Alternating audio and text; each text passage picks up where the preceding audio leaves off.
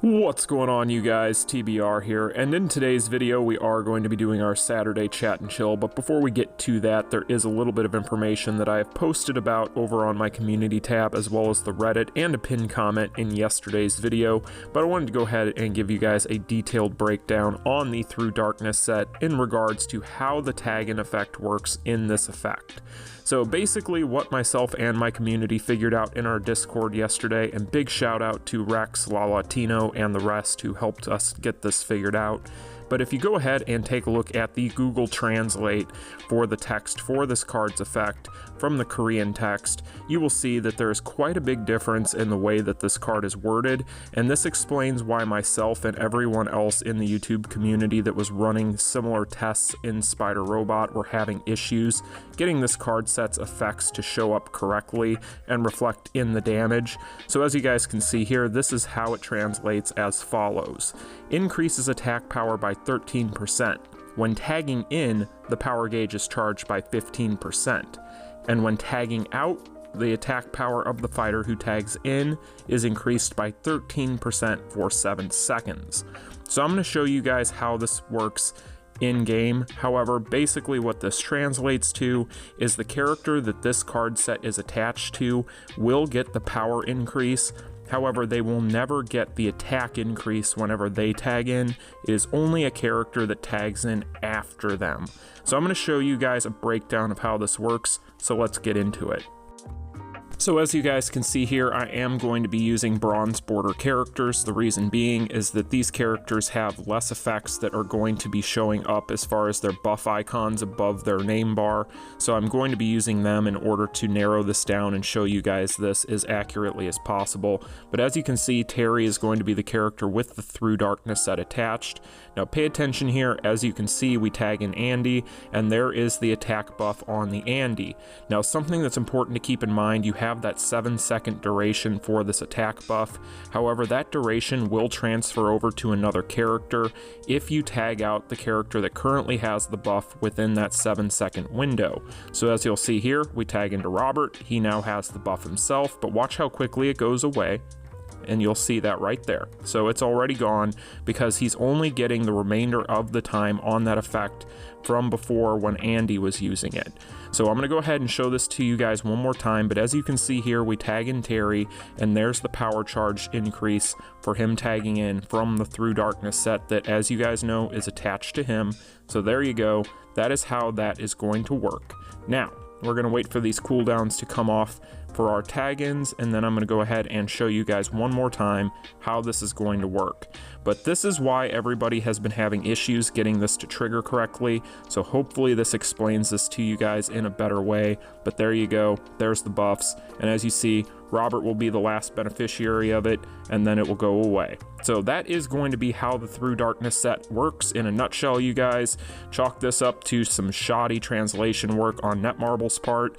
We've seen this happen in the past with different things, and I'm sure it will happen again. My apologies to anybody who might have been confused by this, but I know that the vast majority of people were very confused by this in general and really didn't know how this was working. So thank you to everybody who pointed this out. Hopefully, thanks to the work of everybody over on the Discord, we can now rest easy knowing that we know how this works. Still a great card set, but more of a support set. Still though, awesome effects. But let's go ahead and get into today's video.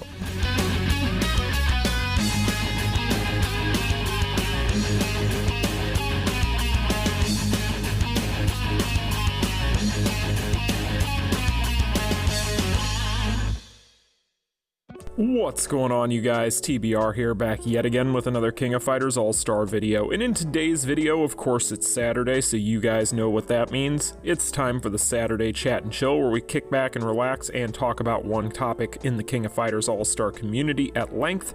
But before we get into all of that and more, make sure if you guys are new here and you enjoy daily King of Fighters Allstar content such as this, you smash that like button and subscribe. And let's go ahead and get into this week's Saturday Chat and Chill. And the topic this week is going to be one that I have been asked about numerous times in the comment section and on Discord over the past several months, so I figured that I would go ahead and take today as the opportunity to go ahead and talk about this topic, and that is going to be, of course, how I budget, spend, and save my rubies. So for those of you who have not been with the channel for very long, allow me to give you guys a little bit of a brief history lesson on how I like to spend my rubies, and give you guys just some tips on how you should be saving and spending in the King of Fighters Allstar, at least in my opinion. And this is just going to all be based on how I spend my rubies and how I budget my rubies. I'm sure that there are plenty of good rules of thumb out there and good tips that the different veterans in the game can give you guys. There are plenty of different ways that you can do this. This just happens to be the way that I like to do things.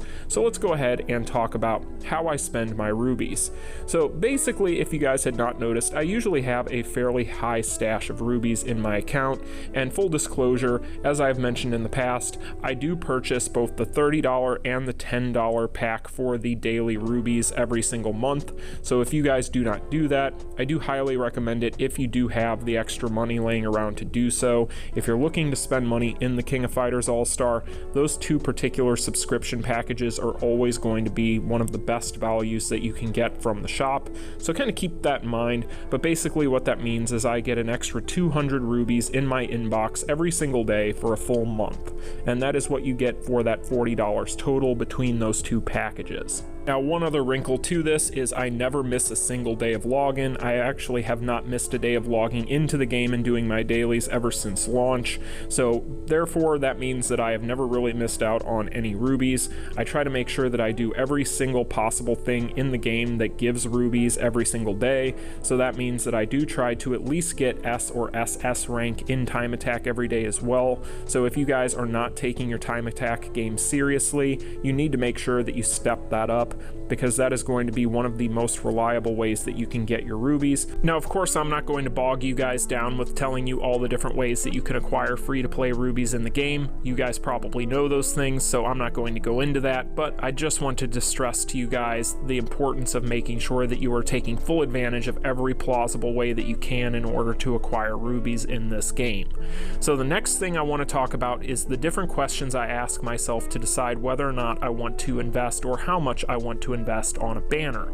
The first thing I always look at is the quality of the banner itself. If I'm looking at a banner that is going to be tier 1 or uber tier, of course that means that I'm probably likely to spend more on that banner than I would on a banner that is going to be a lesser tier banner. So say for instance you are looking at the decision of pulling on maybe SS Kyo's banner with SS Kyo and SS Iori versus the SSK and SS Kula banner, just as an example and a hypothetical. Well, of course, the better investment would be to go for SS Kyo, because he is arguably the best PvE character in the game, and if he is not the best PvE character in the game, he is at least going to be in the uber tier, meaning that he is in the top handful of characters that you could possibly be picking, and therefore you would definitely want to go for him versus the SSK and SS Kula, because those two characters, while Kula is extremely powerful and K is more of a mid-tier character, that is still not going to be as good of an investment as it would be just to go for SS Kyo, who is going to be able to carry you through most everything in PvE. And that is basically how I try to identify things. I try to identify the quality of the characters in question before I try to decide how much I'm willing to invest.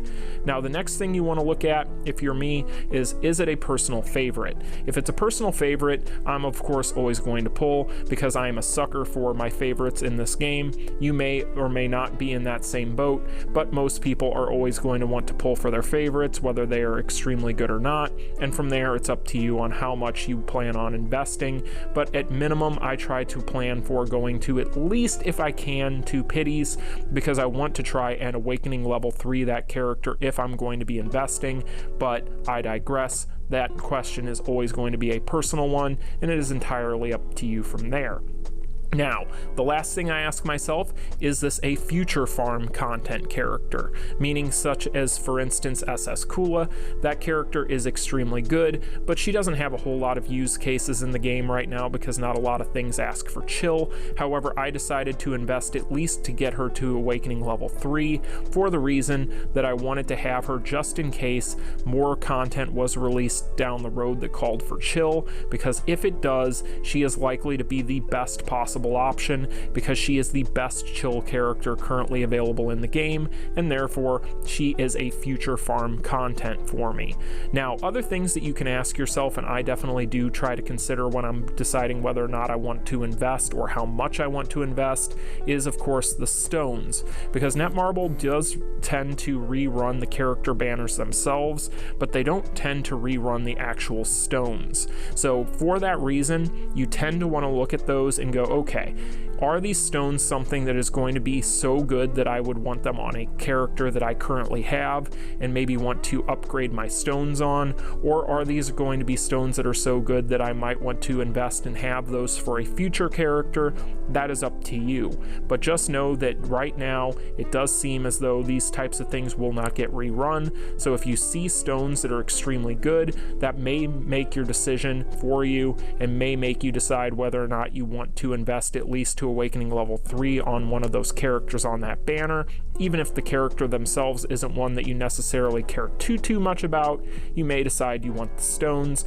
This is something that I do personally, but I could see it having less value for people out there that are going to be free to play. But again, this video is about how I consider and what I consider when I'm spending. Now, when it comes to cards, card banners are another thing you need to take into account. And when I look at card banners, I consider card banners to have a lot more value than character banners, solely for the reason because cards tend to get power crept slower than characters do. Characters tend to have a shorter shelf life, so therefore cards do tend to have more longevity. Just look for the Tekken set, for example. The Tekken set is still to this day one of the best sets in the game, and it is one that everybody still clamors for a rerun of, but it has never happened.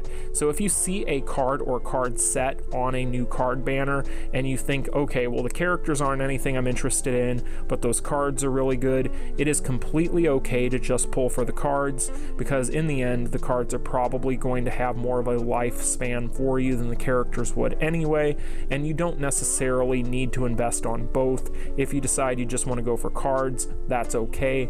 I've done that in the past, not recently, but it is something that I used to do, and it is something that will save you rubies in the long run.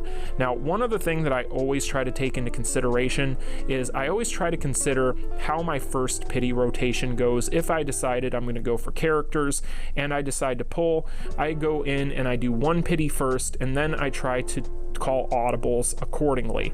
This basically means, say for instance, I go in and I go to my first pity and I pulled one copy of both SS characters or BS characters from the banner, and I've got that pity ticket. That means that I at least have one character at Awakening level 1. In this example, this would basically mean that I would need to pull one more copy of the character or characters that I am wanting to pull for in order to guarantee myself Awakening level 3 once I go to that second pity. So that means that the odds are in my favor. However, there is this chance that I do get a bad beat, but the odds are in my favor, so therefore I will go to that second pity in hopes of pulling at least one copy of that character before that next pity ticket.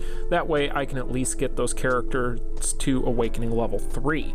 Now, Awakening level 3 is the perfect stopping point if you're on a budget.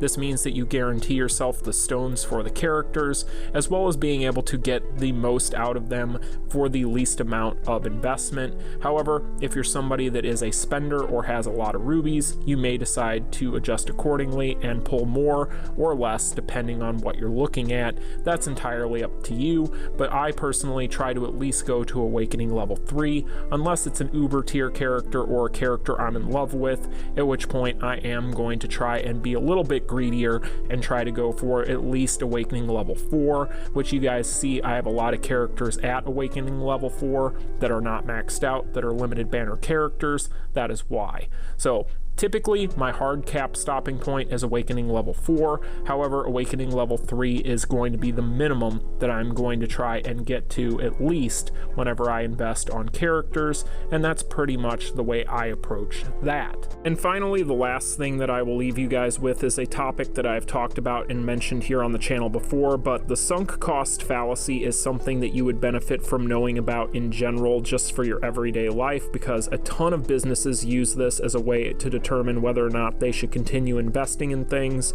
and I do use this when it comes to how I make my decisions when it comes to spending in this game as well, so I wanted to go ahead and define the sunk cost fallacy for all of you.